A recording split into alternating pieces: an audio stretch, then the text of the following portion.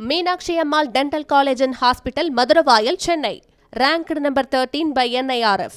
பயங்கரவாதிகளுடன் பாகிஸ்தானுக்கு இருக்கும் நேரடி தொடர்பு குறித்த புதிய ஆதாரங்களுடன் ஐநா பாதுகாப்பு கவுன்சிலை சந்தித்து இந்தியா புகார் அளிக்க இருப்பதாக தகவல் வெளியாகியுள்ளது.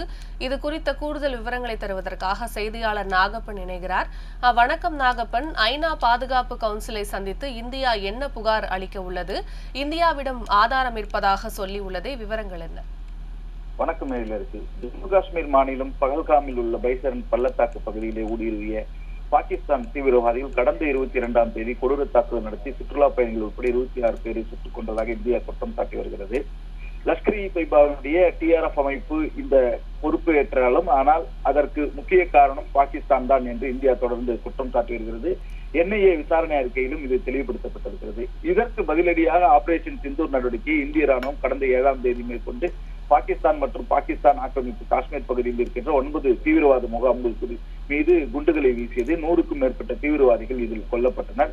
மறுநாள் ஜம்மு காஷ்மீர், பஞ்சாப், ராஜஸ்தான், குஜராத் ஆகிய மாநிலங்களில் இருக்கின்ற 15 முக்கிய நகரங்களை குறிவைத்து ஏவுகணை மற்றும் 400 ட்ரோன்களை பாகிஸ்தான் வீசியது.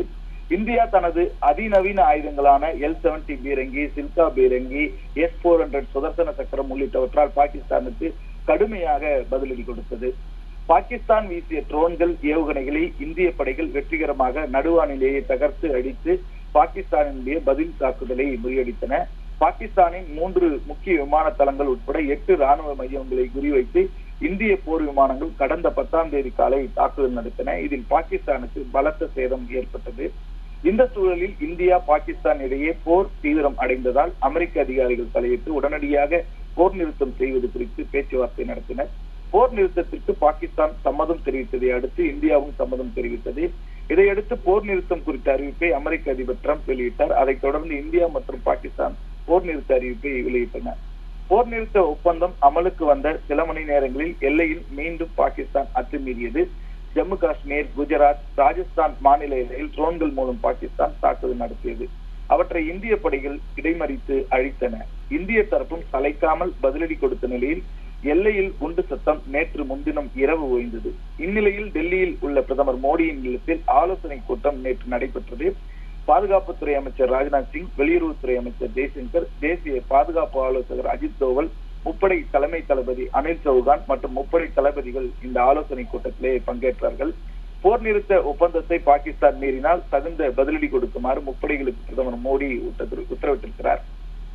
தீவிரவாத ஊடுருவலை முற்றிலும் தடுப்பதற்கான வழிகள் குறித்தும் இந்த கூட்டத்தில் ஆலோசிக்கப்பட்டது. இதன் பிறகு எல்லையில் உள்ள ராணுவ கமாண்டர்களுடன் பேசிய ராணுவ தளபதி உபேந்திர திவேதி பாதுகாப்பு நிலவரத்தை ஆய்வு செய்தார். எல்லையில் பாகிஸ்தான் படைகள் அத்துமீறி தாக்கினால் பிரதமர் உத்தரவுப்படி தக்க பதிலடி கொடுக்குமாறு கமாண்டர்களுக்கு அறிவுறுத்தியுள்ளார். கடந்த 4 நாட்களாக நடந்த தாக்குதல் ஓய்ந்ததால் காஷ்மீர் உள்ளிட்ட எல்லையோர மாநிலங்களில் நேற்று முதல் இயல்பு நிலை திரும்பியிருக்கிறது. மின் விநியோகம் வழங்கப்பட்டிருக்கிறது. கடைகள் மற்றும் வணிக நிறுவனங்கள் திறக்கப்பட்டன. வாகன போக்குவரத்தும் வழக்கம் போல் நடைபெற்றது. இருப்பினும் எல்லை பகுதியில் தீவிர கண்காணிப்பில் பாதுகாப்பு படை ஈடுபட்டிருக்கிறது. இதற்கிடையே தாக்குதல் நிறுத்தத்தினுடைய அடுத்த கட்டமாக இந்தியா, பாகிஸ்தான் பாதுகாப்புத்துறை இயக்குநர்களிடையே இன்று பேச்சுவார்த்தை நடக்கிறது. இந்நிலையில் பயங்கரவாதிகளுடன் பாகிஸ்தானுக்கு இருக்கும் நேரடி தொடர்பு குறித்த புதிய ஆதாரங்களுடன் ஐநா பாதுகாப்பு கவுன்சிலை சந்தித்து இந்தியா புகார் அளிக்க இருப்பதாக தகவல் வெளியாகி இருக்கிறது.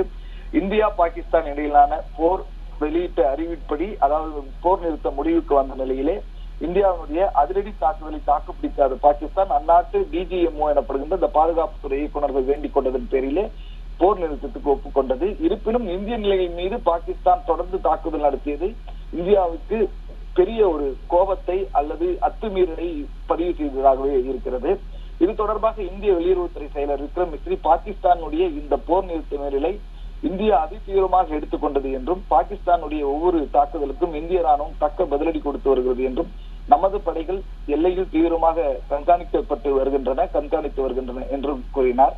இப்படிப்பட்ட ஒரு சூழ்நிலையில் தான் ஐநா பாதுகாப்பு கவுன்சிலில் தீர்மானம் 1267 இந்தியா சந்தித்து பகல்காம் பயங்கரவாத தாக்குதல் சம்பவம் தொடர்பாக புகார் அளிக்க இருக்கிறது. இந்த வாரத்தில் நடக்கும் இந்த சந்திப்பின் போது பயங்கரவாதிகளுக்கு பாகிஸ்தான் இருக்கும் நேரடி தொடர்பு பற்றிய புது ஆதாரங்களை இந்தியா சமர்ப்பிக்க இருப்பதாக தகவல் வெளியாகி இருக்கிறது. இந்த ஐநா பாதுகாப்பு கவுன்சில் தீர்மானம் 1267 என்பது பயங்கரவாத தடுப்பு நடவடிக்கைகளுக்காக எடுக்கப்பட்ட ஒரு தீர்மானமாகும். இந்த தீர்மானம் பயங்கரவாத பண பரிமாற்றம், ஆயுதங்கள் பெறுவதை தடுக்க குழுவை அமைத்து செயல்படும், பயங்கரவாதிகள் மற்றும் அவர்களுடன் தொடர்புடையவர்கள் மீது பொருளாதார தடைகள் விதித்து நிதி மற்றும் ஆயுத உதவிகளை தடுப்பதில் முக்கிய பங்காற்றும் என்பது குறிப்பிடத்தக்கது.